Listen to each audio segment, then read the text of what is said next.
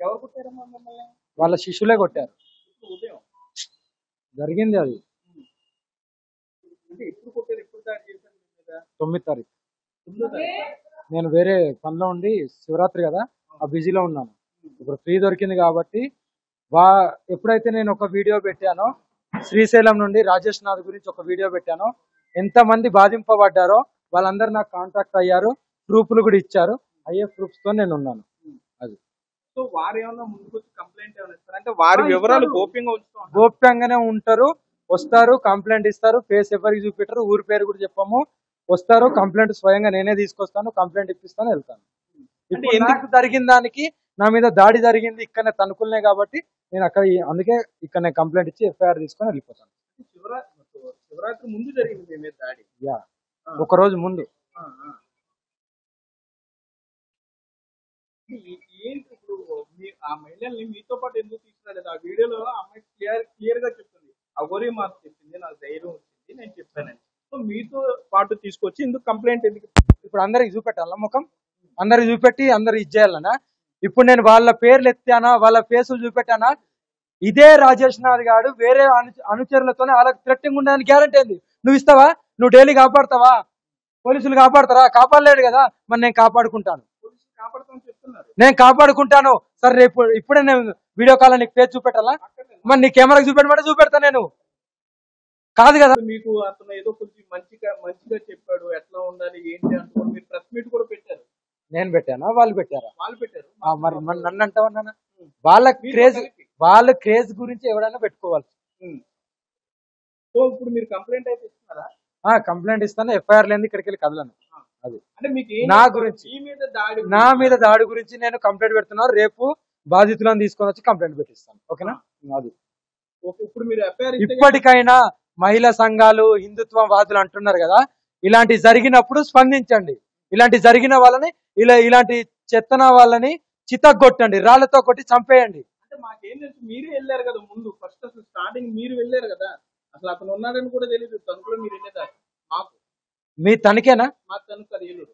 మరి ఏలూరు వాళ్ళకు తణుకు అంటే తణుకులు ఉన్న వాళ్ళకి సగం మందికి తెలియదు అంటే అలాగే ఉంటది. మరి దొంగలు అందరికి తెలియరు. అదే చెప్తున్నా కదా, ఎవరైతే గురువు అనే ముసుగులో ఉన్నాడో బట్ట కడతాం అని నాకు వేరే గురువు చెప్తే ఒకసారి వెళ్ళిరామ్మా పిలుస్తుండు అంటే నేను ఇదే వైజాగ్ వెళ్ళాను కదా, వైజాగ్ నుండి ఎలాగో హైదరాబాద్ వెళ్తున్నా కదా అని అదే తోవలగానే వచ్చిన వెంటనే గుడ్డ కట్టాడు, వెళ్ళిపోయినాం. అంతవరకే. ఇంకా స్నేహం ఏం లేదు మీకు? స్నేహం గాళ్ళతో, దొంగన కొడుకులతో నాకేం స్నేహం? మీకు చూపించాడు గల్లో? చూపించాడు. ఇప్పుడు నా ముంగట నిలబెట్టు, నేను చంపకపోతే అడుగు. మాయ ఎత్తాడు, దొంగోళ్ళు ఎందుకు ఎత్తారు?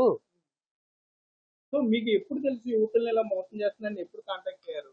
నేను మొన్న నన్ను 1 లక్ష రూపాయలు అడిగిండు. నన్ను 1 లక్ష రూపాయలు అడిగితే నేను అన్నాను దేనికి అన్నాను. కొద్దిగా నాకు ఇబ్బందులు ఉన్నాయి అది అంటే నాకు తెలిసిన ఒక అడ్వకేట్ ఉంటారు, నాకు తెలిసిన ఒక అడ్వకేట్ కరీంనగర్లో ఉంటుంది. ఆమె త్రూ నేను వేపించి నేను ఇచ్చేసిన తర్వాత నేను అడిగితే నా మీదకి రివర్స్ అయింది. వాళ్ళ శిష్యులతో కొట్టించిండు. ఇయ్యము ఏం చెప్తా మళ్ళా నిన్న ఏమో పడ్డానే అంట, నేను చూడలేదు. ఆమెకు అడగాలి, నేను పడ్డాయని నాకు మెసేజ్ పెట్టింది అంతే. సో ఏంటి యువతులు తీసుకుని మీరు పోలీసులు కాంటాక్ట్ అవుతారు? అయితే ఆ యువతులతో మోసపోయిన వాళ్ళతో బాధితులాలు ఇంకా ఎంతమంది ఉన్నా సరే రావచ్చు. మీకు ఈ అఘోరి అమ్మ ఉంటది. నా ప్రాణం పోయినా సరే అందరినీ మహిళలను నేను కాపాడుకుంటాను. అది నా ప్రాణానికి నాకు లెక్కలేదు. కానీ ఇలాంటి దొంగలను మాత్రం శిక్షించే వరకు నేను నిద్ర కూడా పోను. ఒక్క యువతేనా? ఇంకా ఒకరికన్నా ఎక్కువ మంది ఉన్నారు? చాలా మంది ఉన్నారు నాన్న. డబ్బులు తీసుకున్న వాళ్ళు ఫోన్లు చేస్తున్నారు, ఇంకా వేరే వాళ్ళు ఫోన్ చేస్తున్నారు. అన్ని ఉన్నాయి, మీకే త్వరలో వస్తాయి. మీ మీద దాడి చేసినప్పుడు వీడియోలు ఫోటోలు ఏమైనా ఉన్నాయా? వాళ్ళు నా మీద దాడి జరిగితే నేను వీడియోలు తీసుకుంటూ నేను ఒక్కదాన్నే ఉంటాను. నాకు శిష్యులు నేను పెట్టుకొని తిరగను. ఒక్కదాన్నే పోరాడతాను, ఒక్కదాన్నే చచ్చిపోతాను, ఒక్కదాన్నే నాకు అమ్మ కడుపులోకి వెళ్ళి బయటకు వచ్చా. ఇలాగే ఉంటాను కూడా. శిష్యులు ఎంతమంది ఉన్నా వాళ్ళు సాధనలోనే ఉండాలి. నాకు 5,000 6,000 మంది ఉన్నారు, కానీ సాధన చేసుకుంటూ హ్యాపీగా ఉండాలి. సరే, హిందుత్వంతో పాటు భారత రాజ్యాంగాన్ని, చట్టాన్ని మీరు గౌరవిస్తారా లేదా? చెప్పండి. ఎందుకు మీరు సూసైడ్ చేసుకునే ప్రయత్నం? అది నేను ఆత్మార్పణ చేసుకుంటా. అది నా ఇష్టం, నా బతుకు నా ఇష్టం. అడిగే హక్కు ఎవరికి లేదు. నాకు న్యాయం జరగకపోతే, స్త్రీలకు న్యాయం జరగకపోతే నా ఇష్టం ఉన్నట్టు నేను చేసుకుంటా. ఆపడానికి ఎవరికి హక్కు లేదు. రాజ్యాంగమా ఏది లేదు నాకు. చెప్తున్నా కదా, నాకు తెలిసిందల్లా ఒకటే నినాదం, సనాతన ధర్మం.